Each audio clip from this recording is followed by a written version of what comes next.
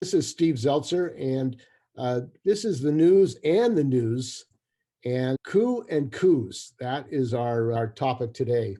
And joining us is George Wright. He's formerly a retired professor at Chico State University. And we're going to look at the whole recent coup, right-wing elements and Trumpites to overthrow the government, and also the actual coups that the United States has been involved in around the world.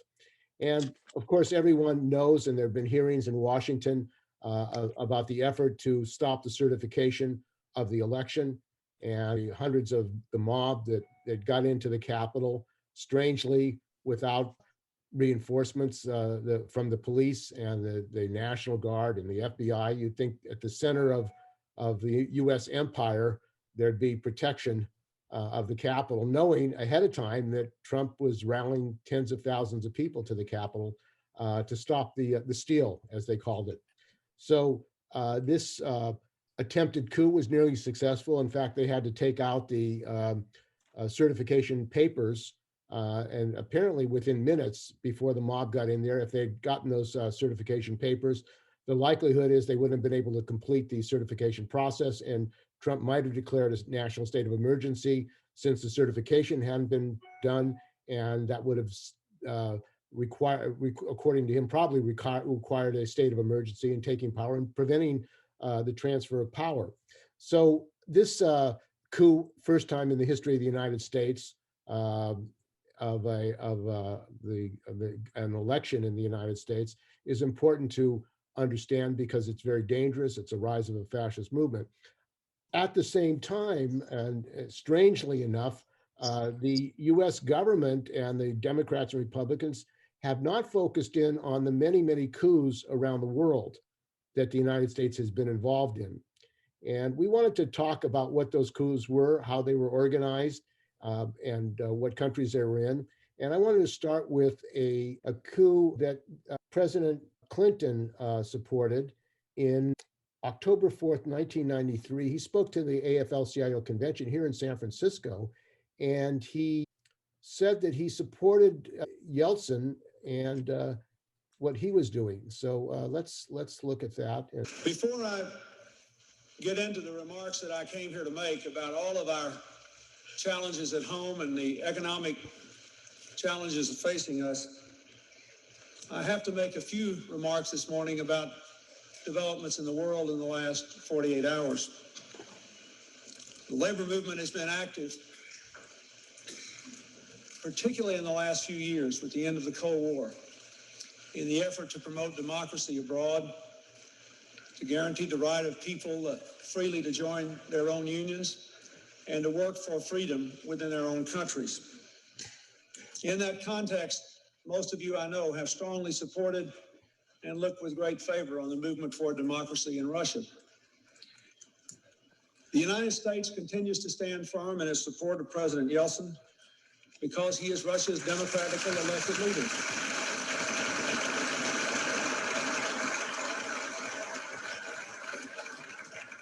We very much regret the loss of life in Moscow, but it is clear that the opposition forces started the conflict and that President Yeltsin had no other alternative than to try to restore order.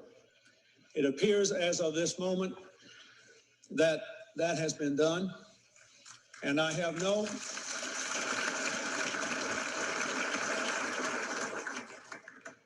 as of this moment, absolutely no reason to doubt the personal commitment that Boris Yeltsin made to let the Russian people decide their own future, to secure a new constitution with democratic values and democratic processes, to have a new legislative branch elected with democratic elections, and to subject himself, yet again, to a democratic vote of the people. That is all that we can ask. I think also most of you know that in a military action yesterday, the United States sustained the loss of some young American soldiers in Somalia. I deeply regret the loss of their lives. They are working to ensure that anarchy and starvation do not return to a nation in which over 300,000 people had lost their lives, many of them children, before the United States led the UN mission there starting late last year. I want to offer my profound condolences to the families of the United States Army personnel who died there. They were acting in the best spirit of America. As you know, the United States has long had plans to withdraw from Somalia and leave it to others in the United Nations to pursue the common objectives. I urged the United Nations and the Secretary General in my speech at the United Nations a few days ago to start a political process so that the country could be turned back over to Somalis who would not permit the kind of horrible bloodshed and devastation to reoccur. And I hope and pray that that will happen. So you've been hearing President Clinton in October 4th, 1993, discussing his support for Boris Yeltsin, bringing democracy to Russia. Now, what was going on was that Yeltsin was bombing the parliament in Moscow. And actually, I was at a press conference on the same day, and I asked President Clinton about that and said that if he had done that at the US Congress, he would have quite a different reaction in the United States to bombing the Congress if he didn't like what was going on. And of course, Yeltsin was a big supporter of the United States and supported by the United States. In fact, Time magazine had a cover of him as basically an American supported candidate. So why don't we start with that? And before we do that, we should also mention that, in fact, the United States not only was involved in the coup in Russia, but also invaded Russia in 1919, along with 21 other imperialist countries, to overturn the Russian Revolution. And there were US troops that were sent to Vladivostok. In fact, the Seattle longshoremen stopped arms from going to Vladivostok and to overthrow the Russian Revolution. So here was another example of an effort to overthrow a government. So we'll start with that and look at that and the role of the United States. So George, why don't you talk about that and connect that to the issue of coups that the United States has supported around the world. Yeah, Steve, I think we need to look at the context that this incident happened. Obviously, by 1991, we see the dissolution of the Soviet Union and the so-called restoration of capitalism in now Russia. And when that occurred, the United States felt very triumphant, as we recall, i.e. the US won the war against communism. Once that happened, the goal of the United States was to pursue what I call absolute global hegemony, meaning that the entire world was to be shaped by US institutions and values to benefit US corporations around the world. And yet there were still obstacles in the way. And I would argue that the US is still trying to pursue absolute global hegemony to this moment. And those obstacles sometimes are getting bigger and bigger. Related to Russia, the US saw this as an incredible opportunity to transform Russia into a free market, so-called democratic system that could be integrated into the US-dominated Western structures. And the US under Bush, and then when Clinton was elected, coming in the White House in January of 1993, the major commitment was to shape Russia in that form. And what we see is that Clinton made a personal commitment to Yeltsin. And the basic reason for this is that, well, Yeltsin was willing to do whatever the United States wanted him to do. And we see that occurring. The other thing the US did was to send in, through the private sector and also through government-sponsored groups, economic technicians, the so-called Chicago boys, as they were called, to go in to restructure the Soviet economy into this so-called free market system, which by definition meant the privatization of state or public or people's property, as some would call it during the Soviet period. Now, the impact of this was enormous social dislocation and instability throughout the country. High rates of unemployment, food shortages, inflation, mortality dropped dramatically for people, particularly for men, rise of alcoholism, and also we see increased violence. The third component of this reality is the construction or the formation of oligarchs, meaning the former Soviet bureaucrats who now were put into position supported by the US project there to buy formerly state property at bottom basement prices to create this wealth. And all three of these tendencies, the commitment to democracy, so-called democracy, the economic restructuring, and also the creation of the oligarchical class structure is going to be pivotal to the present moment even. Now, related to Yeltsin, when Clinton came in, what we see is Yeltsin as the instrument for these economic reforms. And in the parliament, we see large numbers of people. In fact, the parliament was basically elected in 1990 when it was still the Soviet Union. So about 86% of the parliament were considered quote unquote communists, although many of those individuals changed their stripes and became free marketeers as well as these events are unfolding.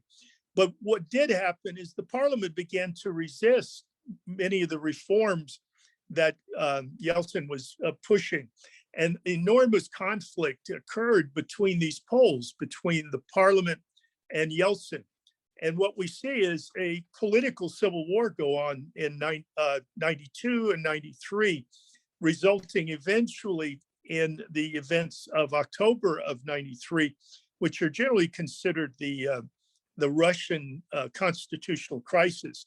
The bottom line is that Yeltsin staged a coup. He suspended the parliament and literally sent the military into the streets of Moscow, and tanks fired on the so-called White House or the Russian parliament building. From the US position, this was clearly a black and white phenomenon, and we see that framework existing from the very outset of the post-Cold War period, meaning the world was viewed totally in black and white terms by the US. It was either the Soviet Union and communism versus the United States, democracy and capitalism. So it's not surprising that the US would not see the complexity of events that were going on in Russia at this time, but in fact created these stereotypes. And the stereotypes were that Yeltsin and his followers were the good guys. They were the reformers. They were pushing for democratization and for free market capitalism, where the opposition were the bad guys. These were the mean guys that wore black hats. These were the communists. And they're the enemy. So we have to resist that. So Clinton's policies were, or a response was, one, to have a personalized relationship with Yeltsin, and secondly, to look at events as they unfolded in this black and white form. As you've already said, Steve, and we've seen the video of Clinton praising on the very day that this coup took place, October 4th, a few quotes that I think are quite relevant to the story. Quote, Clinton was deeply committed to Russia's transformation into a democracy and market economy, as well as its full integration into the Western world. So I think we can categorize that as Clinton's motives, which were the US's motives for that matter. Clinton just happened to be the spokesperson for US capitalism at that time. I found a report that was issued a couple of years ago by the National Security Archives based in Washington, which was a compilation of documents that were secret at the time of discussions and debates within the executive branch about events that were going on at that moment. And I'd like to read just a couple sentences from the conclusion of that report. The report, by the way, is entitled Yeltsin Shelled Russian Parliament 25 years ago. US praised superb handling. This is from a National Security Archive document dated October 4th, 2018. The two sentences from that conclusion of that report say, one, the Clinton administration at the time saw Yeltsin as the guarantor of Russia's democratic transition and thus viewed the outcome of the crisis as a victory for democratic forces. However unfortunate the loss of life was. I think about 47 people were killed that day or through this crisis. And I read somewhere maybe 145 were wounded. I would assume the numbers are probably larger than that. The report conclusion goes on to provide a counterpoint to how the US or how Clinton viewed these events. It reads, many Russian Democrats, however, considered the events of 1993 as the turning point for democracy to an increasingly paternalistic and autocratic rule by Yeltsin and his successor. Now, obviously, his successor is Vladimir Putin. I find a great deal of irony in this scenario because since the early 2000s, the United States has targeted Putin for rollback regime change because he is a Russian nationalist defending Russian national sovereignty, at least from the position of the ruling interest that the Russian state backs up. And the core criticism is that he's not democratic enough, that he's an autocrat. He's concentrated too much presidential power. Well, the results of that 1993 coup attempt, a coup by Yeltsin, was a new constitution that gave the president an enormous amount of concentrated power. And to go along the story a little bit further, in the election of 1996 in Russia, Yeltsin was on shaky ground because the economic conditions that we outlined a moment ago had not changed. They were still traumatic for the masses of people in Russia. And Yeltsin's popularity was in single digits among the polls. And he was desperate. So once again, the Clinton came and bailed out Yeltsin to make sure that he would win those elections. The US meddled in the 1996 elections quite dramatically. There were several things that the US did. One is the US was in the process of NATO enlargement in 94, 95, 96, which was something that the public in Russia was very much opposed to because they saw that as a military encirclement of their country, a position that I think Putin takes as well, and I think correctly so. And so Yeltsin asked Clinton to slow down or to back off on NATO enlargement at that point to minimize that as an issue that his opposition was Gennady Zyuganov, the new Russian Communist Party, the Communist Party of the Russian Federation, was using against Yeltsin. Yeltsin also asked Clinton for some $2.5 billion in cash so he could pay some of his operatives.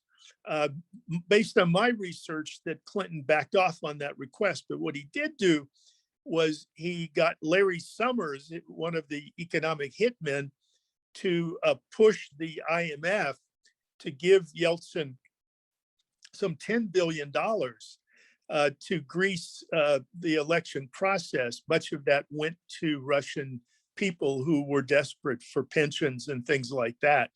And out of all of that, Yeltsin won the election in 1996.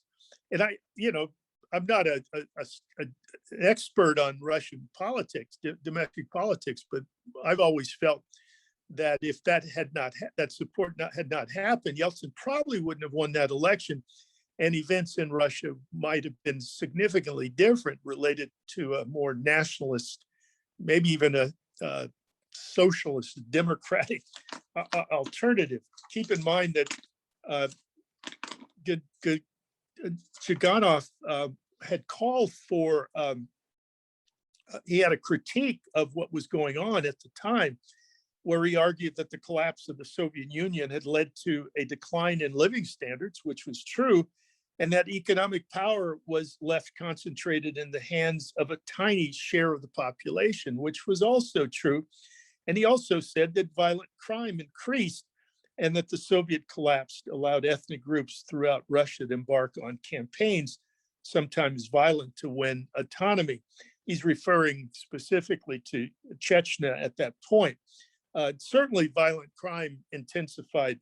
On a personal note, I was in Moscow in 2013, and I was talking to some Russian citizens about events, and I asked them how did they feel about the Putin government.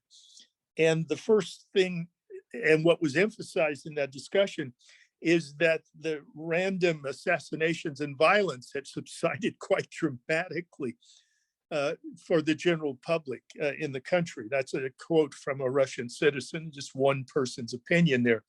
So I think, again, to kind of wrap all this up, I think there's an enormous irony in all of this when the US is highly critical of Putin, but at the same time, the US is responsible directly for creating the conditions, political conditions in Russia to create a Putin as well.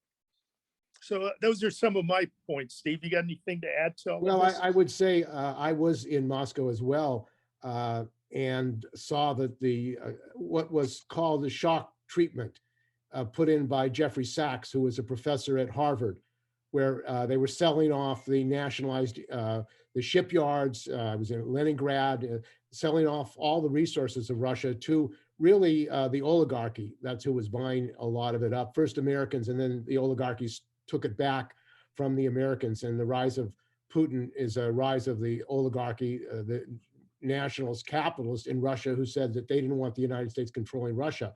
And Jeffrey Sachs, as a matter of fact, in a scandal, was actually profiting personally from these lotteries and the privatization of Russia.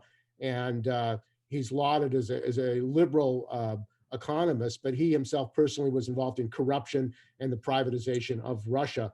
And of course, this is not unique. The United States has been involved in privatization and stealing the resources of countries all over the world. Tom Eagleton, who was the Secretary of State, was involved in privatization in Turkey, where there was another coup in 1980. We can go into that. But I wanted to mention a couple of coups that the United States has been involved in. We'll be talking about them. Iran, and they were involved in a coup in Iran. Of course, Turkey, Ukraine, they were involved in a coup. Indonesia, they were involved in a coup. Chile, they were involved in a coup. Guatemala, they were involved in a coup. Venezuela, they were involved in a coup. And the Congo, they were involved in a coup that ended up in the assassination of Lumumba in the Congo. So when the United States capitalist politicians, the Democrats and Republicans, talk about the Democrats complain about this coup attempt in the United States, they seem to be strangely silent about the fact that the United States government, both Democrats and Republicans, have been involved for decades and decades in organizing coups all over the world. So you can't have it both ways. You're complaining about a coup, an attempted coup in the United States, yet you support coups all over the world. That is, I think, one of the statements of hypocrisy of these capitalist politicians and duplicity. So why don't we go to Iran? Because Mossadegh, who was an elected leader of Iran, tried to nationalize the oil industry in Iran to the consternation of the British and the United States. And it's come out from the CIA records released in the United States that in 1953, the United States actually helped organize and support a coup in Iran that led to the Shah coming to power. And this coup was responsible for the deaths of many, and also allowed US oil companies to take control of the Iranian oil company. And of course, it also allowed the rise of Khomeini as a nationalist religious leader as an opponent. So the rise of Khomeini is directly a result of the fact that the United States supported the Shah, who tortured many, killed thousands of people, and tortured people in Iran. So that's another, I think, example of a coup the United States was involved in, which they admit to now through CIA documents. Yeah. I don't know if you want to comment on the coup. Oh, yeah. Well, just to add a few nuances to what you've said is that what's again, this coup that took place in Iran is still haunting the world to this very day because of U.S. Hostility towards Iran.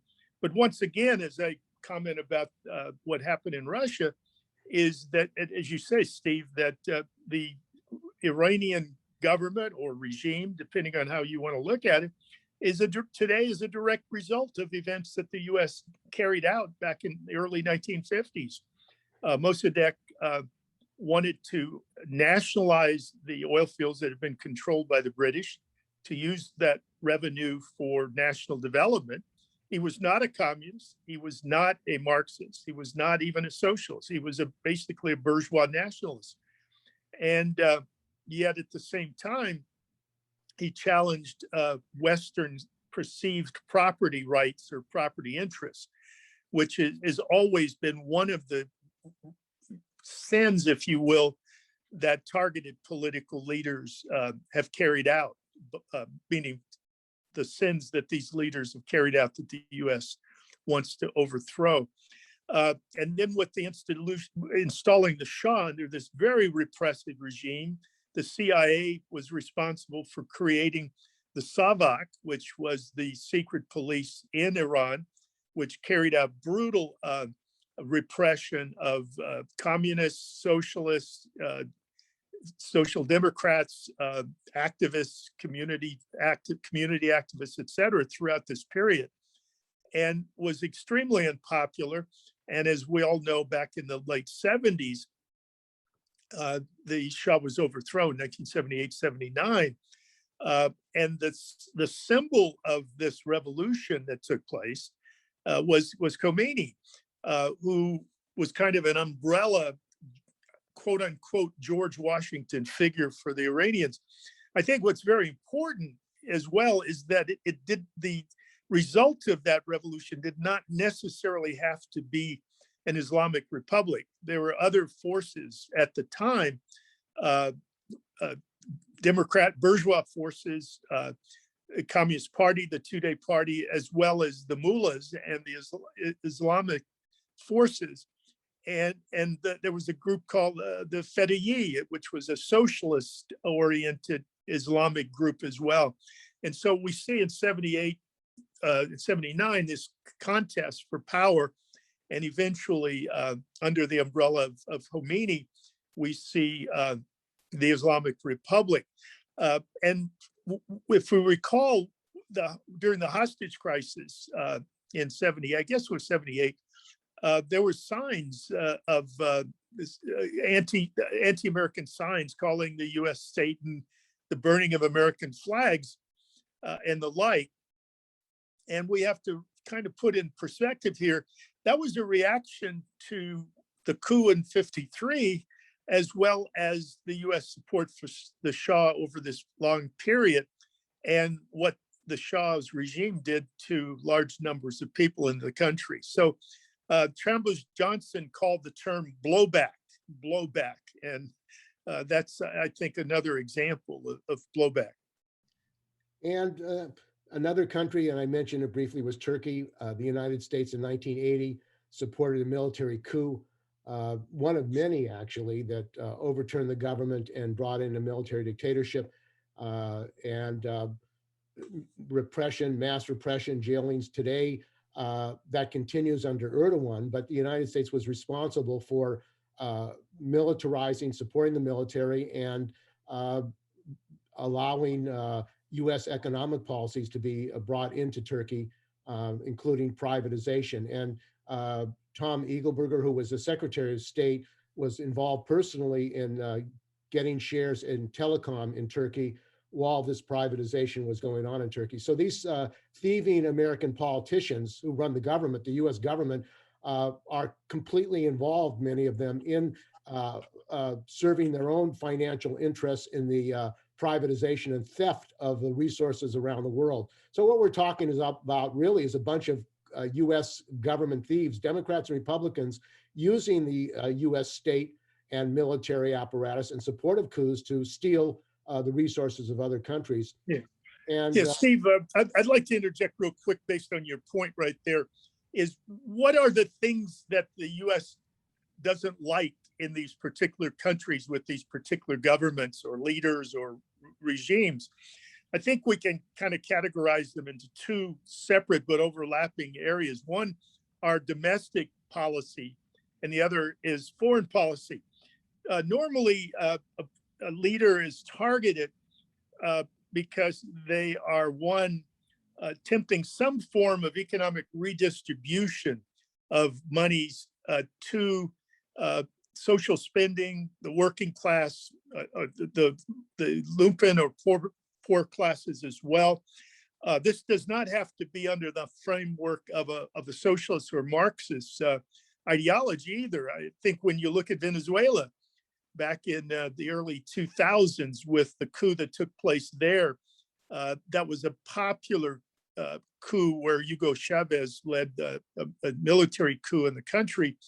Much of that had to do with efforts within the capitalist framework of redistributing resources to the lower classes, policies that challenged the interests of the comprador class and or bourgeois in Venezuela, and then obviously something that the U.S. did not support. I think a second major issue has to do with land reform, where the leader takes land or generally pays for it from oligarchical interests or multinational corporations and proposes the redistribution of that land to petty bourgeois interests or to even peasants. I think a classic example of that would have been Guatemala back in 1954 under the leadership of Jacob Arbenz. And obviously United Fruit, Steve, you talk about how economic interests and bureaucrats are stealing these resources. United Fruit was a central lobbyist behind the overthrow of Arbenz in 1954. A third point, and this kind of overlaps with foreign policy, is that the political leader articulates a policy of non-alignment or independence rather than to be under the hegemony and dictates of the so-called Western Washington consensus, if you will. I think, or promotes an anti-imperialist position. As we're going to talk a little bit more detail later, I think Lumumba in the Congo would be an example of that. Now, related to foreign policy, I think the themes plug into what I just said. One, to promote a more non-aligned or independent foreign policy. Now, this was relevant during the Cold War, when the world was a bipolar world between the US and the Soviet Union. And many third world country leaders coming into power in the 1950s and 1960s tried to walk this so-called middle ground. They called it non-alignment. And there, in fact, in 1955, we see the formation of the non-aligned nations movement.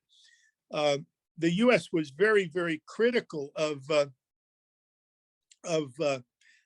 this position of non-alignment. And that was also a reason why many leaders were targeted. I think a second reason has to do with foreign policy related to orientation. And that is that the most logical thing, any nationalist movement or nation that was oriented towards the Soviet Union during the Cold War, whether it was ideological, whether it was for military assistance, whether it was for foreign assistance, whether it was for cultural exchanges or technical assistance, was targeted as a communist nation and therefore had to be rolled back. Whether they were communists or not, Ho Chi Minh would be, and the US called them puppets of communism or the Soviet Union, although many of them were not puppets per se. They were truly nationalists looking for their own nationalist interests. So I think that's an important framework to use to understand this, meaning the United States is not just running around randomly looking for countries to overthrow. There is a logic to its policies. And we're talking with George Wright. This is the news. And another Central American country where there was a coup was in Honduras. And Secretary of State Hillary Clinton was personally involved in that, supporting the military takeover in Honduras, which led to a large number of refugees and has continued to lead to a large number of refugees escaping the attacks, the repression, the gangsterism of that government that the United States supported. So the history of coups and their personal involvement of US capitalist politicians, in this case Hillary Clinton, seems to have been forgotten when we talk about coups. Another important coup that took place was in Indonesia, where you had a nationalist, Sukarno, who was the leader of the country, and the United States orchestrated a roundup that led to, I think, 3 million people dying in Indonesia. And they were involved in getting the list, helping to support the overthrow of Sukarno. And that, again, was an example of the US personally being involved, politically being involved in really destruction and mass slaughter Indonesia. In fact, Steve, that Henry Kissinger actually was in Indonesia on the eve of the beginnings of that slaughter, giving orders to Suharto, who was the head of this coup that overthrew Sukarno. I mean, you're talking about direct involvement. I mean, Kissinger was literally on the tarmac about to leave the country when these events began. And of course, Sukarno was not really a communist. He was a reformer. He wanted to distribute the land.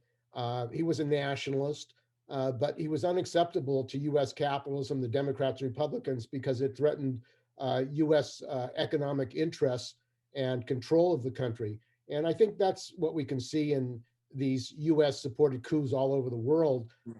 And that is that the economic interests of multinationals, or the billionaires, the capitalists in the United States, are first and foremost over the needs of the people, the interests of the people.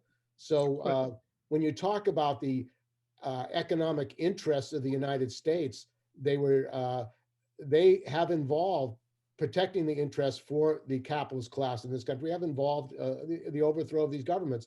Now, I want to add real quick, Steve, real quick about Indonesia and Sukarno, excuse me.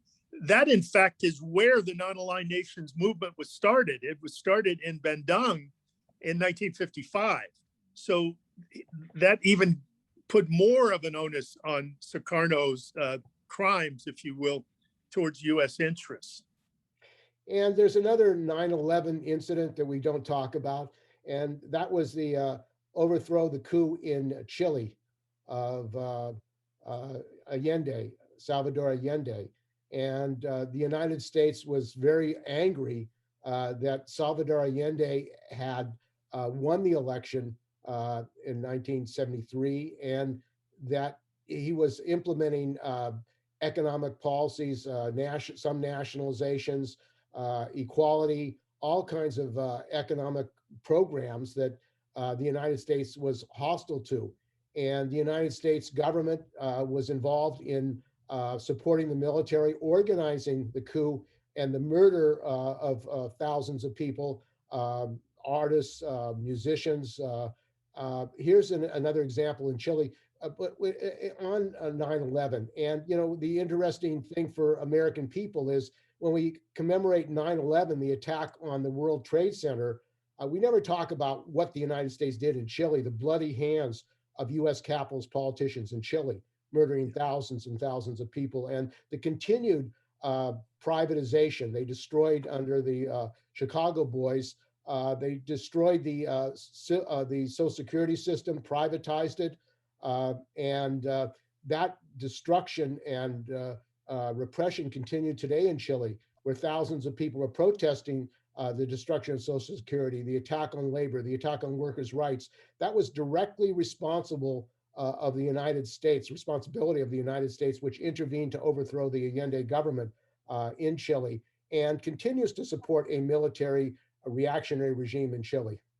Yeah, and to add to that, that coup and the aftermath of the coup was in fact an experiment on the part of the United States and the major financial institutions and banks, because that's where they applied the shock therapy for the first time, this neoliberal agenda to see how it would work. And it was from that result that you see by the end of the 1970s, the IMF calling for structural adjustment programs owing to the so-called third world debt, et cetera.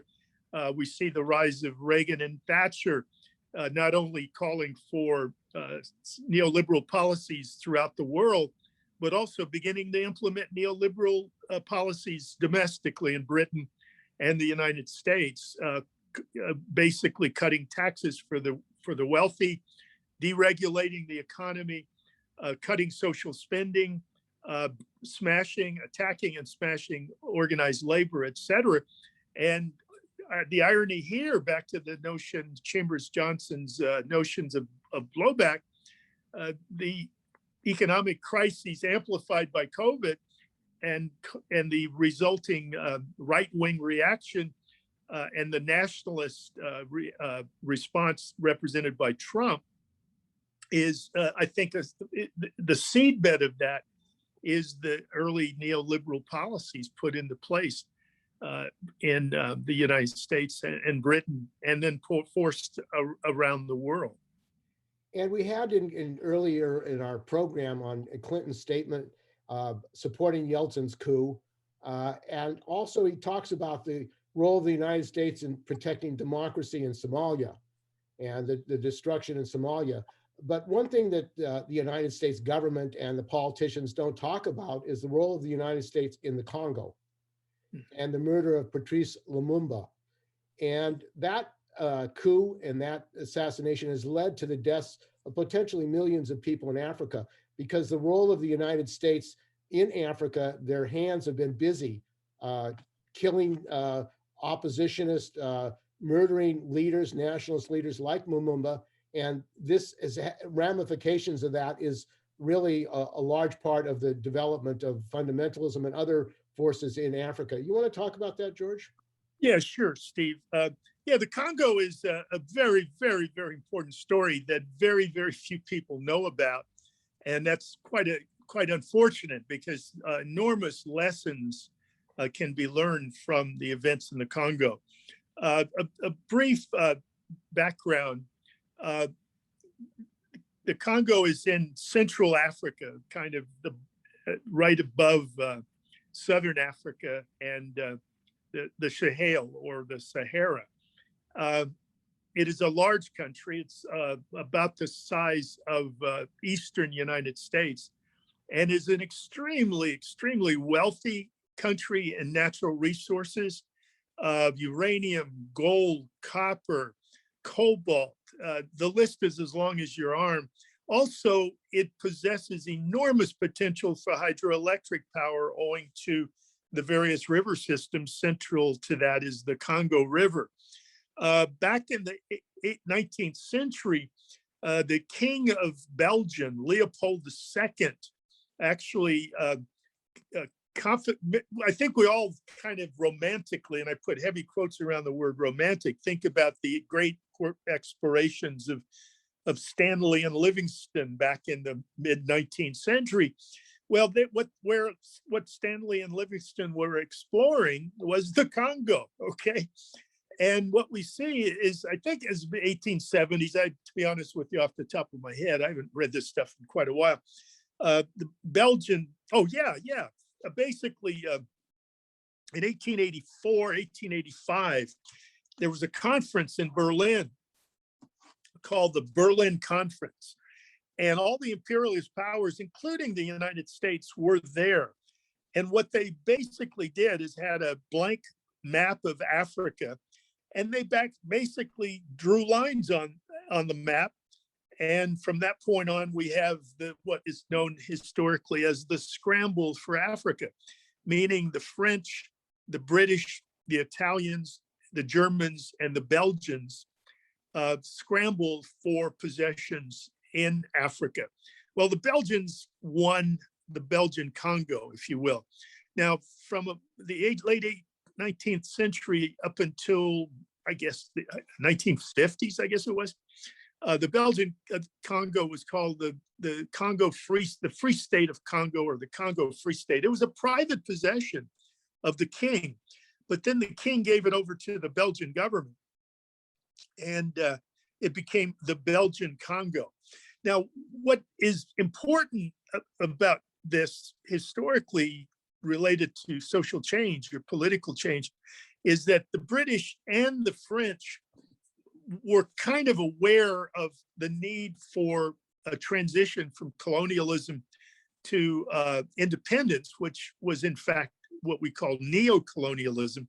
They actually took steps to kind of groom leadership in their various African colonies to be in positions of power once independence took place. And the political systems, the persuasions of the political system changed, but the economic relations didn't. The Belgians didn't do this. Their regime was a very harsh regime. In fact, as late as 1957, 58, I think there were no more than 10 college graduates among a population in the millions, okay? But under the pressure of the nationalist realities that were going on in Africa in the 50s, early 60s, and the actions on the part of the other imperialist powers in giving independence, Belgium, like literally overnight, said Belgium is going to be, the Congo is going to be independent. And they set a date. It was like 18 months later, July 17th, 1960. But as I mentioned before, is that there was really no cultivation of any institutions to prepare the Congo for independence under a neo-colonial framework. Now, the other thing about the Congo is that there are a number of different regional areas, a number of different provinces, a number of different ethnic groups. And the so-called Katanga province, later renamed by Mobutu, Shaba, was a major province with much of the mineral wealth. And so when elections were held in the summer of 1960, the only candidate that was a nationalist candidate, meaning one that did not promote a regional ethnic constituency, was Patrice Lumumba. He won the election, but he went against the interests of regional power brokers as well as the imperialists. I wish I had the quote. Even at independence, he gave a speech where he lambasted Belgium for the abuses that it had carried out against the people of the Congo at that time. So even before he had a chance to govern, he was targeted as someone who was unreliable and literally crazy, considered crazy. In fact, he came to the UN that summer to get support, or that year to get support, and met with State Department officials. And they literally said that the man was crazy. But again, back to the so-called blowback phenomena, because what happened in, I think it was September of '60, somewhere in that area, there was two secessionist movements, one by a guy named Joseph Kasavubu, and another in the Katanga, and also one in Kasai province. So now Lumumba's objectives were to try to reunite the country. And what's important is that the imperialist countries supported the secessionists, largely because they looked at Lumumba as uncooperative and unacceptable. Therefore, they were willing to support the secessionist forces. So much so that discussions within the Eisenhower administration, as well as in Britain, decided that he had to be overthrown. And in fact, in September of that year, the head of the Army Chief of Staff, this guy was Joseph Mobutu, actually staged a coup.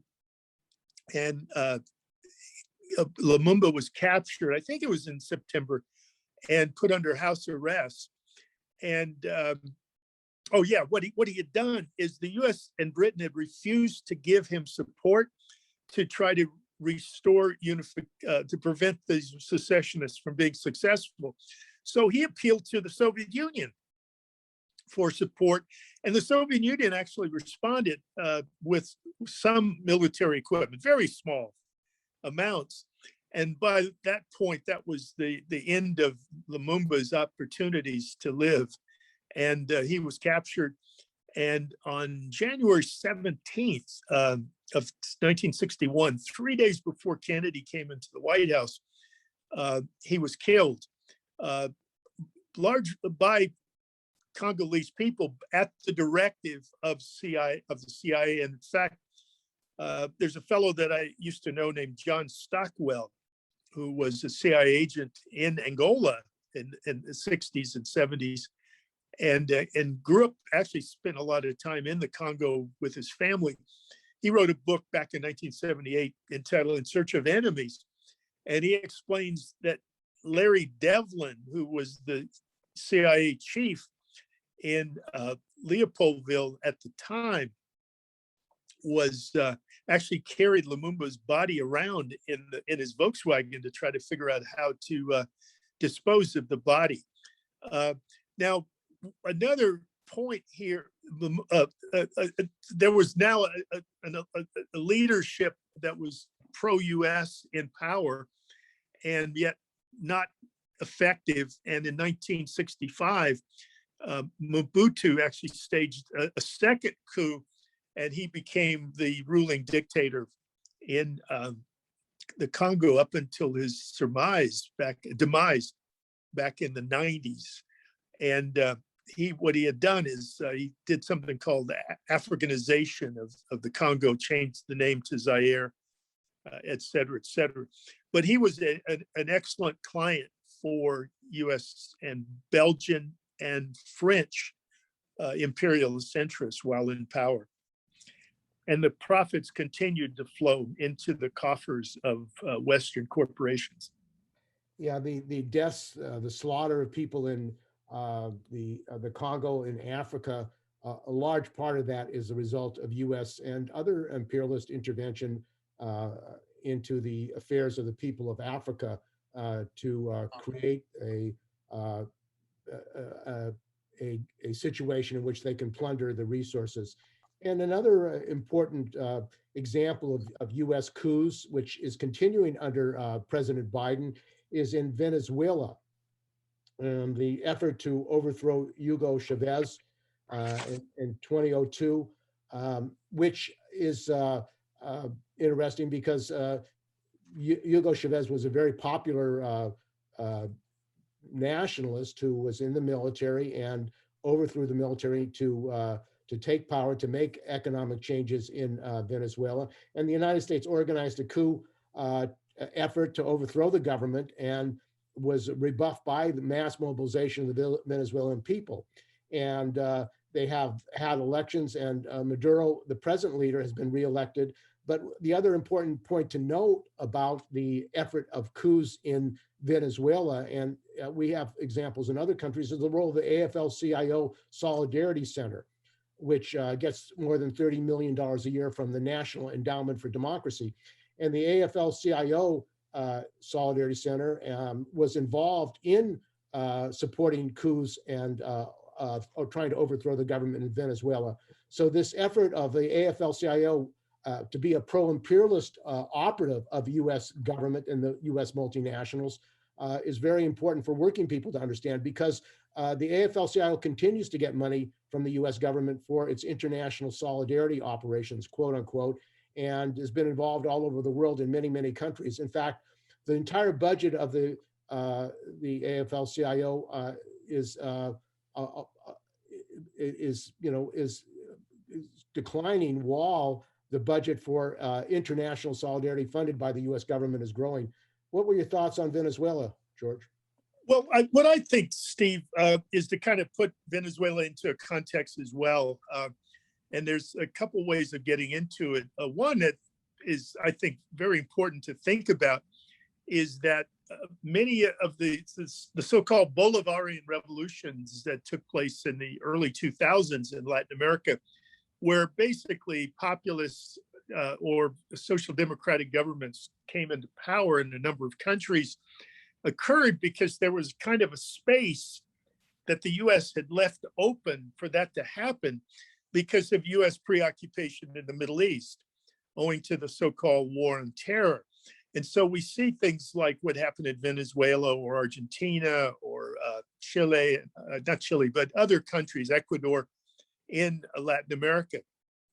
And so the US did try, as you said, Steve, to overthrow Chavez twice, actually, in the early 2000s, and they failed.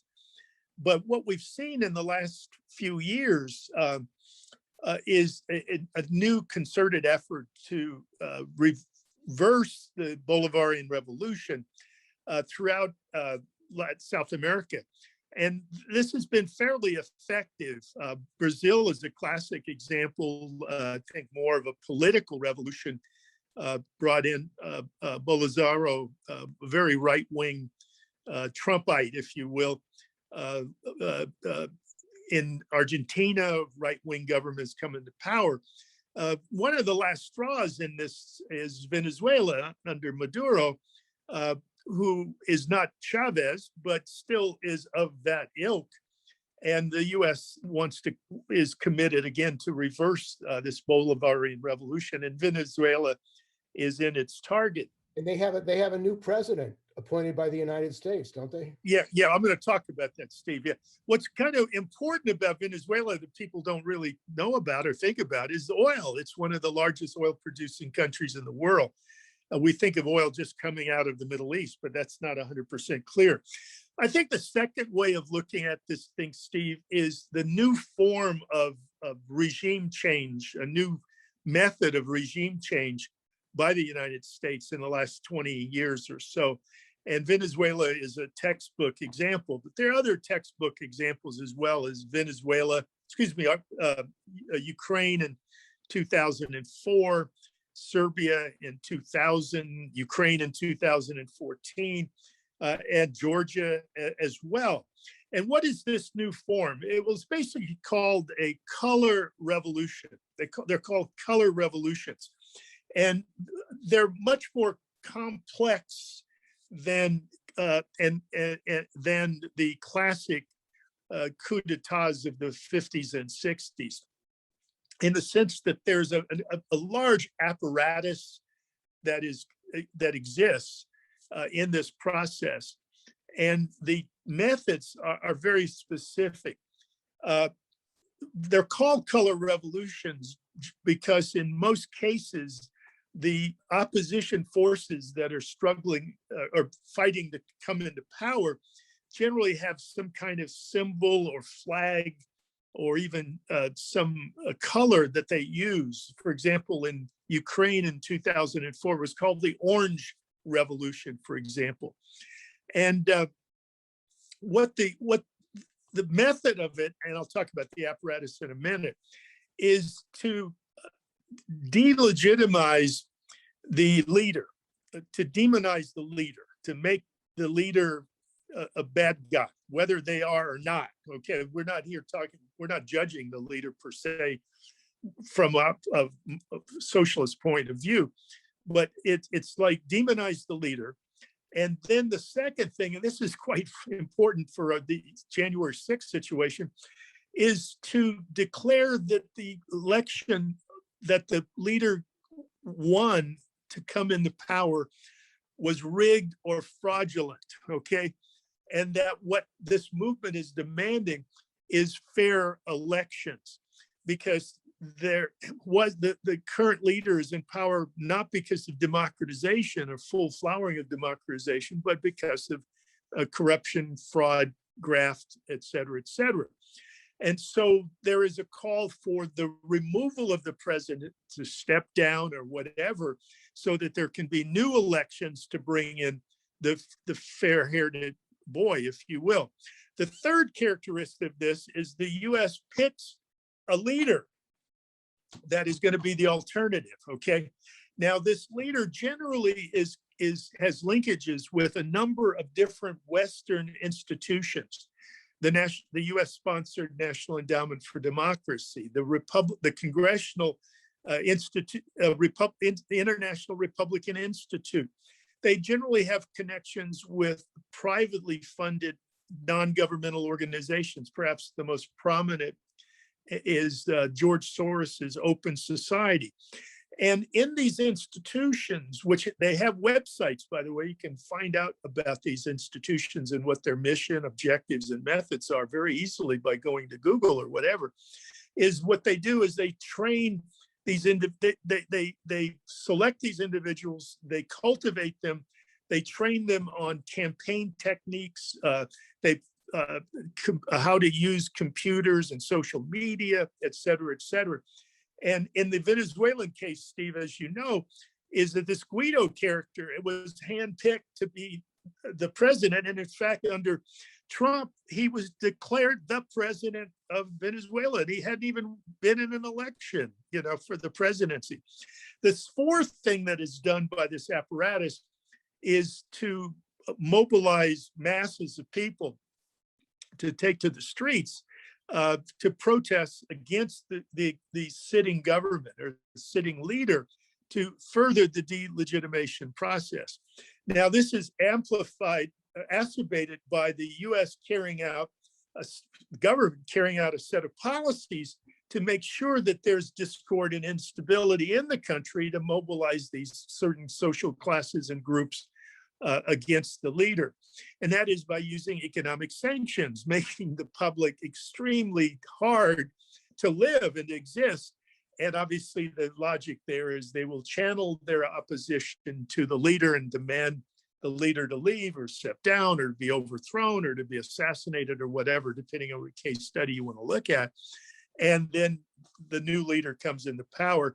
And when that new leader comes into power, and it's generally a male, what he does, he carries out the neoliberal austerity policies of the IMF and U.S. economic interests.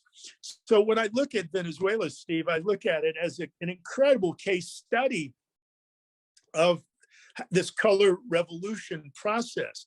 Now, again, what we have to keep in mind is that this is a calculated process. And one reason for this, as I read in an article recently, it requires a relative low expenditure of resources to carry this out, meaning you don't have to mobilize a military to intervene into the country, okay? Now, what we want to add to this, when this doesn't work, the sanctions get tighter, and there is a possibility of military intervention. which took place, an example there would be Iraq back in 2003 under the attempt to create regime change in Iraq. I think what is also important related to the realities of today, what are the sins and crimes of these leaders that are targeted? Milosevic, Maduro, Putin, etc., regardless of what they are, is that their policies, they tend to be redistributive policies to some degree, but more significantly, they tend to be nationally oriented. And they are more or less linked in economic, political, or military ways with Russia and or China. And China generally has a pretty significant economic foothold in those countries. The overthrow of Gaddafi, for example, had some to do with China's influence with the oil industry there, et cetera, et cetera. So I think this is on the surface, it seems to be benign. The propaganda is benign in the sense, who's against democratization, okay? Who's against fair elections? Now, the irony here is, to quote Malcolm X, related to the January 6th coup attempt, and I believe very firmly it was a coup attempt. It failed, obviously, but it was an attempt, was, quote unquote, the chickens have come home to roost, okay? Meaning that the model that the US has applied on much of the world has been applied domestically. And we're still not out of the shadows yet. Okay, you have anything to add, Steve? Well, I would add that the Biden administration, the Democrats, continuing the use of sanctions, starving the people of Venezuela, starving the people of Iran, starving people all over the world for the purpose of overturning their governments. So this terror tactic of the US imperialism and the Democrats and Republicans to bring change, to allow for US economic interests, multinationals and the billionaires to go into these countries and basically rip them off, continues under both the Democrats and Republicans. And then last we go to the Ukraine, which we supported a democratic overturn in Ukraine.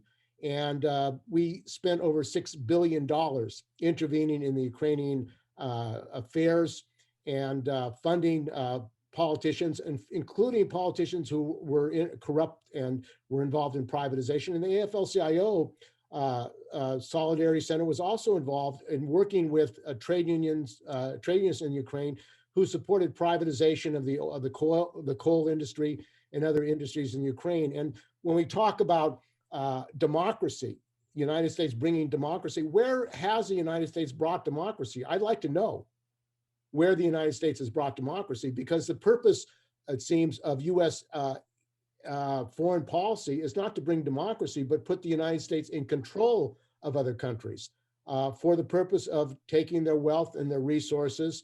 And that is really an example of what happened in Ukraine, and attempting to basically intervene to bring about total control of Ukraine and intervening in the Ukrainian affairs. George? Oh, yeah, there's no question, Steve, about that. Again, I'll start with Ukraine from the beginning of start with the end of the Cold War.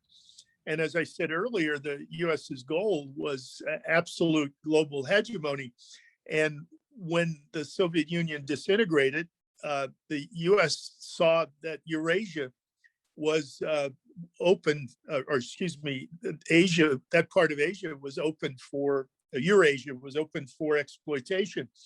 And as we mentioned earlier, there was the assumption that under Yeltsin, the US could create a client regime in Russia that would be compliant to American dictates.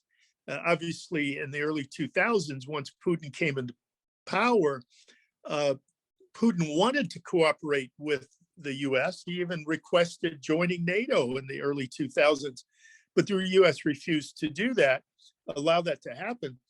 And the condition was that Putin expected the US to respect Russian national interests and national sovereignty. Part of which is not acceptable either. So part of that national interest was the protection of one's borders. And at the same time, the US was pursuing NATO enlargement, meaning expanding NATO into Eastern Europe and then right to the Russian border. It would be like if there was a US-China military alliance that started in the tip of Argentina and annexed all of South America and then Central America into an anti-American alliance, an aggressive anti-American alliance, and then posited itself in Mexico, right on the Mexican border. And how would the US respond to that? Will they accept that? Heck no, they wouldn't. Okay, well, that's how Russia sees what NATO is doing. Okay, whether you like it or not, that's how they see it. Okay, and so the US's goal, and this was stated categorically in documents, reports, meetings, etc. And we know as early as 2008, the US assured the NATO that Ukraine was going to be a member of NATO. And so besides the significant economic resources there, and particularly fertile soil, the goal was to put a regime into Ukraine that potentially could be amenable to joining NATO. Now that hasn't happened, partly because the instability there, but also partly because that is the Russian, or if people want to put it in these terms, Putin's red line. Okay, and I would argue that's where World War III starts if that happens. Okay, as simple as that. And I think sane U.S. policymakers understand that reality, although oftentimes the political operatives, the Democrats and the Republicans, don't understand the realities of what they're doing. So the coup in 2014, which I consider a textbook color revolution,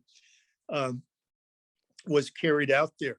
I think the thing also to add to what we're talking about is that the US has these strategies and applies them, but there are always contradictions, meaning that the conditions on the ground, the political contours, the different class interests, the regional differences as well affect the outcome. For example, in Ukraine, you've got on the eastern part of Ukraine, you've got predominantly Russian-speaking people, okay? In the western part, you have people speaking Ukrainian, which some people cannot distinguish from Russia, but there is a distinction. And those people tend to be oriented towards Poland, for example. And so you've got ethnic differences. When the regime that was put into place in 2014, one of the first things they did was making the speaking of Russian illegal in the country in public environments. I mean, that if you want to spark a protest, take away a person's language. And there are other factors that cause this internationalized civil war there. But that reality, those contradictions are still with us to this very moment and will continue into the future. Well, one of the things that is very important for people to understand about the US intervention in the Ukraine is that the United States government has actually supported the arming, organizing, and training of Nazis, of Ukrainian Nazis into units to fight the Russians. And we have to look back to the training of fundamentalists to fight the Russians in Afghanistan, Right. which led to a blowback of all over the world to the United States. But now we have the United States organizing these right-wing brigades in Ukraine who are nationalist, racist, anti-Semitic. And here's the United States talking about democracy and then supporting fascists and Nazis in Ukraine.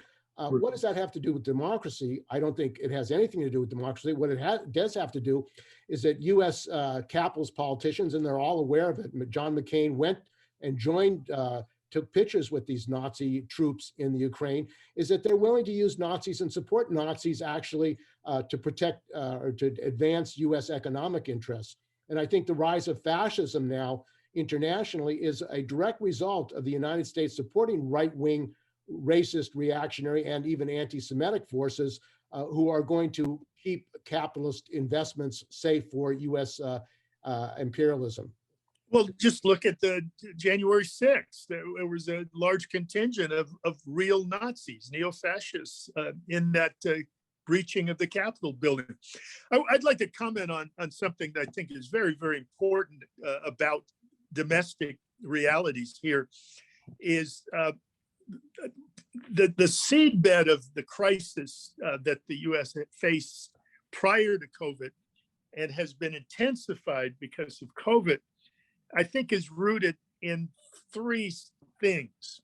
The root of it is capitalism, but the three things are: one, the deindustrialization of the United States political economy and restructuring the economy into a service-based economy, which fundamentally is a low-wage economy, has changed the economic social fabric of the society and the characteristics of class, and specifically the working class. Secondly, the introduction, as we mentioned earlier, of neoliberal policies based on based on austerity and smashing the social safety net. And I think thirdly, the thing that I think about a lot is the construction of a new set of electoral coalitions by the Democrats and the Republicans, back starting in the 60s. Now, the Republicans under Nixon started this by introducing a strategy in the 68 election called the Southern Strategy, meaning to emphasize the race and anti-Black images, etc., to attract working class, white working class Democrats to vote Republican. And that agenda, that coalition has been cultivated for the last 40 years or more, to where now the Republican Party is a white party dominated by extreme right-wing and conservative forces. And a Trump, a Ted Cruz, a Hawley, all the way to the people that run QAnon or the Proud Boys, etc. The other side of the equation is, as the economy is being restructured as well, you see the Democrats restructure its coalition as well, using identity politics as its organizing principle to bring in constituents to vote for their candidates, particularly on the national level. And so what you see is these two diametrically opposed coalitions. By the way, the Democrats, what they've done is they've given up the white vote, the white male working class vote. Remember, Clinton said in the election that the Trump supporters were deplorable. I mean, that's her statement is deplorable, okay? But that's what that framework of those three interrelated processes have created, I think, the Trump phenomena, because Trump is not an aberration. He's a product of this system, and the manifestations that we see surrounding the January 6th events and into the future. This is all framed within the context of a larger crisis of US imperialism, where the US's position in the world is slipping rapidly at the expense of the rise of Russia and China. And that is why the fault line of geopolitics or inter-imperial rivalry is the way it is. And that creates the fault line for who gets overthrown and who doesn't, who gets to stay in power. So that's my piece, Steve.